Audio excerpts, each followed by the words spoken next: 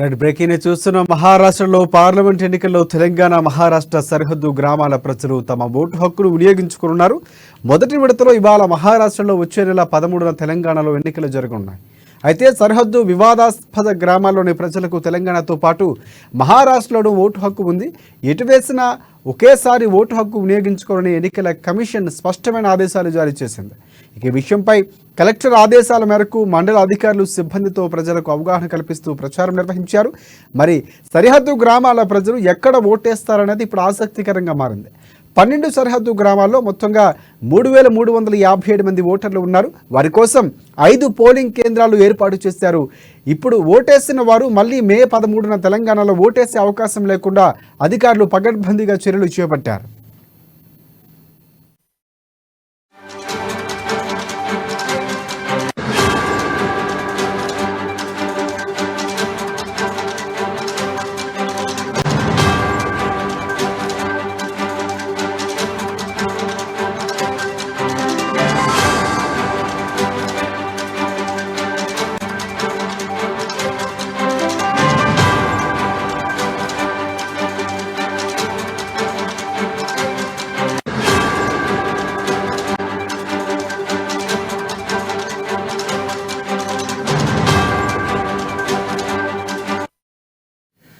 Breaking చూస్తున్న మహారాష్ట్రలో parliament ఎన్నికల్లో తెలంగాణ మహారాష్ట్ర సరిహద్దు గ్రామాల ప్రజలు తమ ఓటు హక్కును వినియోగించుకున్నారు. మొదటి విడతలో ఇవాళ మహారాష్ట్రలో వచ్చే నెల 13న తెలంగాణలో ఎన్నికలు జరగనున్నాయి.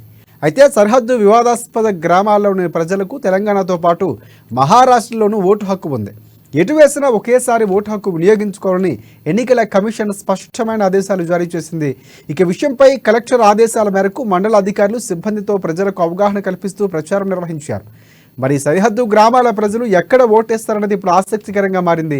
12 సరిహద్దు గ్రామాల్లో మొత్తంగా 3,357 మంది ఓటర్లు ఉన్నారు. వారి కోసం 5 పోలింగ్ కేంద్రాలు ఏర్పాటు చేశారు.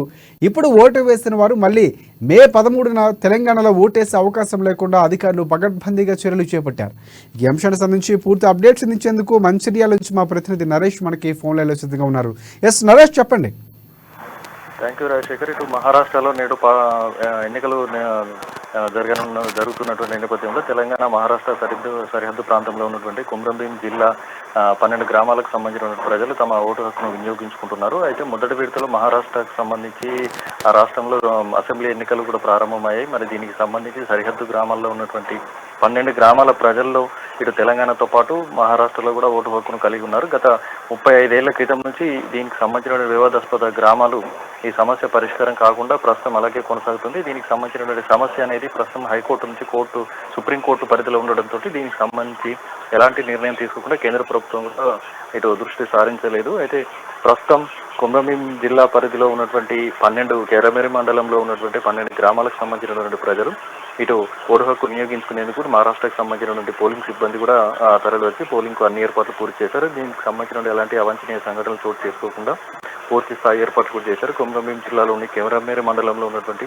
పరందోలి, తాండా, లెండిజాల, చింతగూడ వంటి ఇటు 5 గ్రామాలకు సంబంధించి పోలింగ్ కేంద్రాలు ఏర్పాటు చేశారు. మొత్తంగా 1763 మంది పురుషులు ఉండగా మహిళలు 1594 మంది మహిళలు ఉన్నారు. మరి దీనికి సంబంధించి ఇప్పటికే 5 పోలింగ్ కేంద్రాల్లో ఇటు పోలింగ్ అనేది ప్రారంభమైంది. పోలింగ్కి సంబంధించిన సజావుగా సాగుతుంది. ప్రస్తుతం ఆ గ్రామాల్లో ఉన్నటువంటి ప్రజలు ఇటు ప్రశాంత వాతావరణంలో ఎన్నికలు కూడా కొనసాగుతుంది. 4 గ్రామాల పంచాయతీలు ఇంతకుముందు గతంలో ఉమ్మడి ఆంధ్రప్రదేశ్లో ఉన్నప్పుడు 2 పంచాయతీల పరిధిలో 12 గ్రామాల ప్రజలు ఉండేది. ప్రస్తుతం 4 తెలంగాణ ఏర్పాటయ్యాక 4 గ్రామ పంచాయతీలుగా ఏర్పడ్డాయి.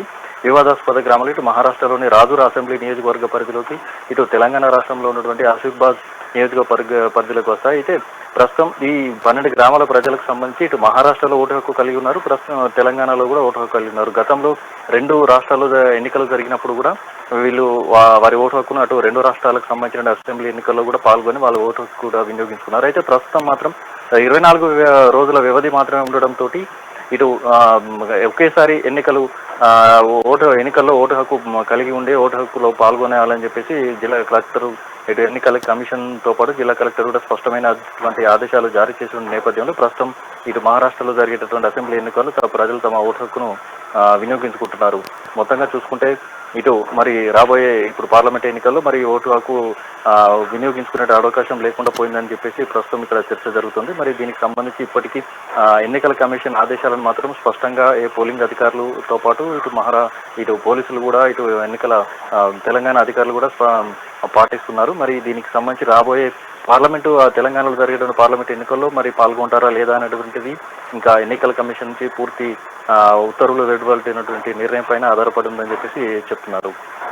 అయితే ఈ క్రమంలో ఎన్నికలకు సంబంధించి పోలీస్ సిబ్బంది ఇటు పూర్తి స్థాయి ఏర్పాటు చేశారు. ఇటు గిరిజన గ్రామాల్లో ఉన్న 12 గ్రామ పంచాయతీలకు సంబంధించినటువంటి రాజురా అసెంబ్లీ నియోజకవర్గ పరిధిలో ఉన్న ఓటు హక్కును వినియోగిస్తున్నారు.